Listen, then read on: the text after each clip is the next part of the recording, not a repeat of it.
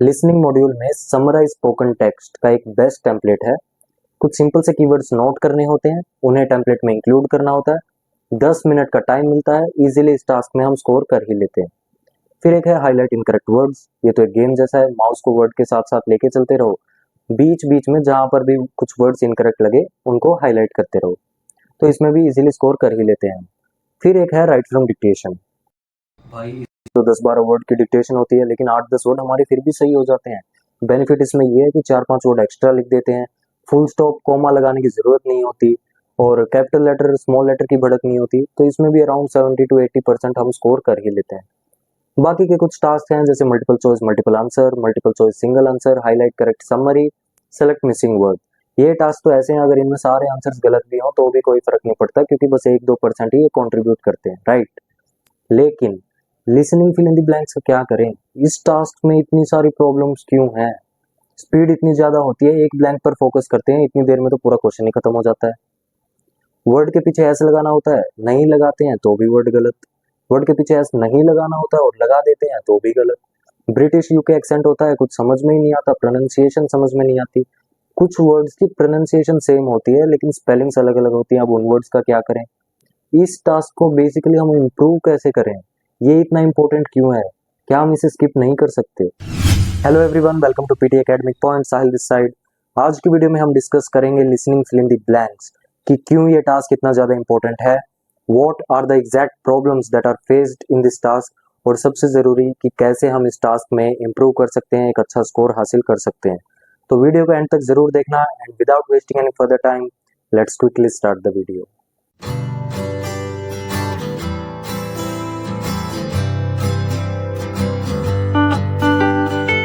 तो चलिए एक बार देख लेते हैं what is listening fill in the blanks. तो listening fill in the blanks आपके लिसनिंग मॉड्यूल का थर्ड टास्क है। इसमें आपको आपकी स्क्रीन पर एक रिकॉर्डिंग की ट्रांसक्रिप्ट अपीयर होती है, जिसके बीच बीच में कुछ ब्लैंक्स होते हैं, और जैसे ही आप वो रिकॉर्डिंग सुनते हैं आपको साथ साथ वो ब्लैंक्स फिल करने होते हैं with the words that you will hear. और जो रिकॉर्डिंग आपको सुनाई देती है वो अराउंड 30 to 60 सेकेंड्स के बीच की होती है, और आपके रियल टेस्ट में 2 या 3 listening fill in the blanks के क्वेश्चन मिल सकते हैं आपको अटेम्प्ट करने के लिए। और ये टास्क इतना इंपॉर्टेंट इसलिए है क्योंकि ये 12 to 15 मार्क्स कंट्रीब्यूट करता है आपके लिसनिंग मॉड्यूल में, और 12 to 15 मार्क्स कंट्रीब्यूट करता है आपके राइटिंग मॉड्यूल में भी। So due to its high weightage आप इसे स्किप ना करें, नजरअंदाज ना करें। Now let's talk about the exact problems जो हमें फेस करनी पड़ती है इस टास्क में। तो जो पहली प्रॉब्लम है that is not getting the right spelling, यानी कि सही स्पेलिंग हमें याद नहीं रहती, 1-2 लेटर कुछ गलत लिख देते हैं और इस वजह से वर्ड गलत हो जाता है। So this is one problem. और जो दूसरी प्रॉब्लम है नॉट अंडरस्टैंडिंग प्रेजेंट टेंस और पास्ट टेंस, यानी कि बिहेव बोला था या बिहेव्ड बोला था, इसको लेके बहुत बार कंफ्यूजन होती है। So this is also a problem. और जो थर्ड प्रॉब्लम है नॉट अंडरस्टैंडिंग सिंगुलर और प्लूरल, यानी कि सिंगुलर वर्ड था या प्लूरल वर्ड था, इसको लेके भी कंफ्यूजन होती है। This is also a problem. और जो फोर्थ प्रॉब्लम है वर्ब विद एस और विदाउट एस, यानी कि वर्ड के पीछे एस बोला था या नहीं, इसको लेके भी बहुत बार डाउट क्रिएट होता है। So this is also a problem. और जो फिफ्थ प्रॉब्लम है, मेन प्रॉब्लम है, that is not understanding the word itself, यानी कि वर्ड ही समझ में नहीं आता क्योंकि पहले वो कभी सुना ही नहीं है। So this is also a massive problem. तो ऐसी कुछ प्रॉब्लम्स हैं जिसकी वजह से हम इस टास्क में इंप्रूव नहीं कर पाते, इसमें अच्छा स्कोर हासिल नहीं कर पाते। Daily 15 minute, 20 minute, 30 minute practice करते हैं अलग अलग साइट से, ऐप से, यूट्यूब से, लेकिन फिर भी स्कोर नहीं आता है। तो जब तक हमें ये पता नहीं होगा कि सही तरीका क्या है प्रैक्टिस करने का, टिप्स एंड ट्रिक्स नहीं पता होंगी, जो भी हमने ये प्रॉब्लम्स देखी हैं इनके सोल्यूशन नहीं पता होंगे, इनको फेस कैसे करना है ये नहीं पता होगा, तो कैसे स्कोर आएगा मेरे दोस्त? कैसे हम इस टास्क में इंप्रूव कर पाएंगे? तो चलिए अब हम डिस्कस करते हैं उन्हीं प्रॉब्लम्स के सॉल्यूशंस को, कि ताकि आगे से हमें वो फेस ना करनी पड़े।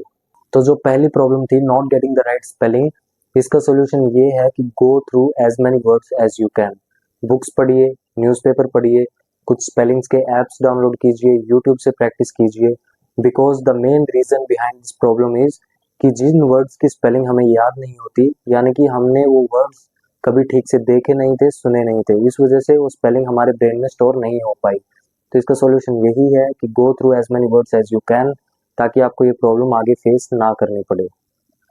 Talking about the second problem which is not understanding present tense और पास्ट टेंस, यानी कि इस प्रॉब्लम का सॉल्यूशन है कि अगर जहां पर भी आपको is, was, am, are, has, have, had ये वाले वर्ड्स दिखाई दे, और उनके तुरंत बाद ही ब्लैंक हो, तो उस ब्लैंक में हमेशा सेकंड फॉर्म या थर्ड फॉर्म वाला वर्ड आएगा, यानी कि वो वाले वर्ड्स आएंगे जिनके पीछे आईएनजी या ईडी लगता हो।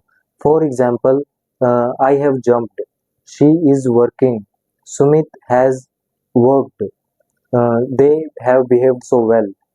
अब मैं ये नहीं बोल रहा हूँ कि सेकंड फॉर्म वाला वर्ड नहीं आ सकता, यानी कि जिसके पीछे आईएनजी लगता हो, बिल्कुल आ सकता है। मैं बस आपकी फर्स्ट फॉर्म और थर्ड फॉर्म की कंफ्यूजन को दूर कर रहा हूँ, यानी कि जब आपको ये लगे कि आपको वर्ड के पीछे ईडी सुनाई दिया था या नहीं, तो उसके अकॉर्डिंग आपको ये चेक करना होगा कि सामने इन वाले वर्ड्स में से कोई वर्ड है या नहीं, and at that time you will have to decide is it first form और थर्ड फॉर्म। अब चलते हैं थर्ड प्रॉब्लम की तरफ, नॉट अंडरस्टैंडिंग सिंगुलर और प्लूरल, यानी कि जब आपको ये समझ में नहीं आता कि सिंगुलर वर्ड था या प्लूरल वर्ड था, यानी कि पीछे एस लगा हुआ था या नहीं, उस सिचुएशन में इस प्रॉब्लम को आप दो तरीके से अवॉइड कर सकते हैं।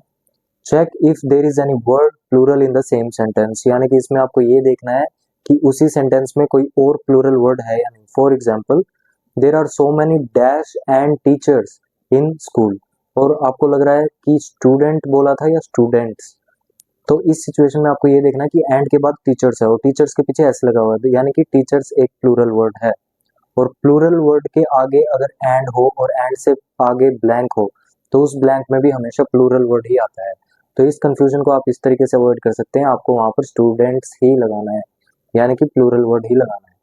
और दूसरा तरीका क्या है, check if there is a article before the blank, यानी कि ब्लैंक से पहले आपको ये देखना कि ए है या नहीं। अगर ए है तब सिंगुलर वर्ड आएगा, अगर नहीं है तो प्लूरल वर्ड आएगा। तो इस तरीके से भी आप इस चीज को पता कर सकते हैं और इस प्रॉब्लम को अवॉइड कर सकते हैं। Now talking about the next problem, that is verb with s और without s, subject verb agreement, he place, they play.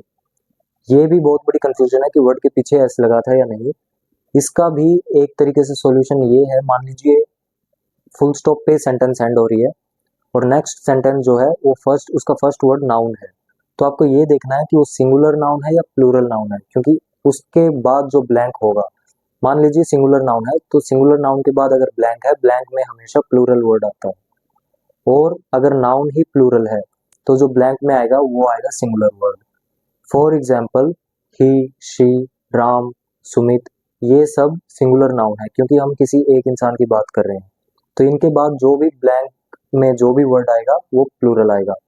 और प्लूरल नाउन की एग्जांपल्स होती हैं जैसे we, they, students, this type of words. अगर ऐसे वाले वर्ड्स हैं यानी कि ये प्लूरल नाउन है, तो ब्लैंक में हमेशा सिंगुलर वर्ड ही आएगा, यानी कि जिसके पीछे एस नहीं लगता हो। So please keep this rule in your mind ताकि आप आगे से इस प्रॉब्लम को टैकल कर पाएं। अब बात करते हैं आखिरी प्रॉब्लम की, that is not understanding the word itself. देखिए, ये वाली प्रॉब्लम दो रीजन की वजह से हो सकती है। पहले रीजन ये है कि या तो आपने वो वर्ड पहले अच्छे से देखा ना हो या सुना ना हो, जिसकी वजह से आपको उसकी प्रोनाउंसिएशन और स्पेलिंग याद ना हो। और इसका सॉल्यूशन जैसे कि मैंने पहले भी बताया था, go through as many words as you can.